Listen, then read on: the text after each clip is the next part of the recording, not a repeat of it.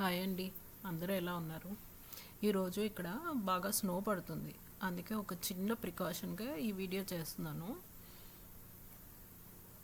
ఇక్కడ ముందుగా మీరు చూస్తున్నట్లు ఇంట్లో ఉన్న బిగ్ బౌల్స్లో డ్రింకింగ్ వాటర్ ఫిల్ చేస్తున్నాను. నా దగ్గర టిన్స్ లేవు. రెగ్యులర్ వాటర్ బాటిల్స్, బౌల్స్ అన్నింట్లో నీళ్ళు ప్రిపేర్ చేసుకుంటున్నా. తర్వాత ఈ బ్లూ బకెట్లో కూడా నీళ్ళు నింపుతున్నా. ఇది మెయిన్లీ బ్రష్ చేసుకోవడానికి లేదా కిచెన్ ఫాసెట్ వర్క్ చేయకపోయినా డిషెస్ వాష్ చేయడానికి చాలా యూస్ఫుల్ అవుతుంది. ఇప్పుడు బాత్ టబ్ విషయానికి వస్తే లాస్ట్ ఇయర్ ఒక అన్ఎక్స్పెక్టెడ్గా కిడ్స్ బాత్రూమ్కి వెళ్ళినప్పుడు వాటర్ రాలేదు. అప్పుడు అర్థమైంది ఎమర్జెన్సీ వాటర్ ఎంత ఇంపార్టెంట్ అనేది. అందుకే ఈసారి బాత్ టబ్ హోల్ క్లోజ్ చేసి 2-3 బకెట్లు వాటర్తో జస్ట్ ఒక 1/4 టబ్ మాత్రమే ఫిల్ చేస్తున్నా.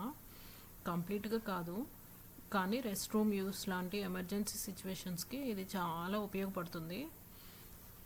ఓన్లీ 2-3 బకెట్స్ సరిపోతాయండి.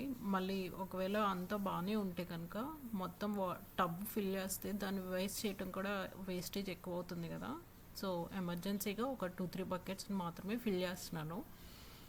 ఇంకో ఇంపార్టెంట్ పాయింట్ ఏంటంటే వాటర్ కంప్లీట్గా ఆఫ్ చేయకండి. లైట్గా కొంచెం చిన్న దార పడేలాగా కొంచెం వదిలి ఉంచండి.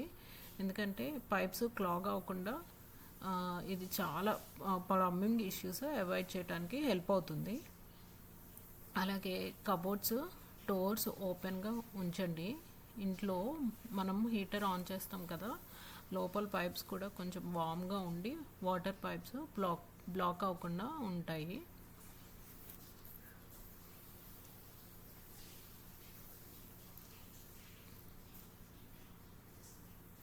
ఇది లాస్ట్ మినిట్ వీడియో కాబట్టి ఇక్కడ నేను ఒక 3-4 డేస్కి సరిపడా వెజ్జెస్ ఉన్నాయని చూసుకుంటున్నాను.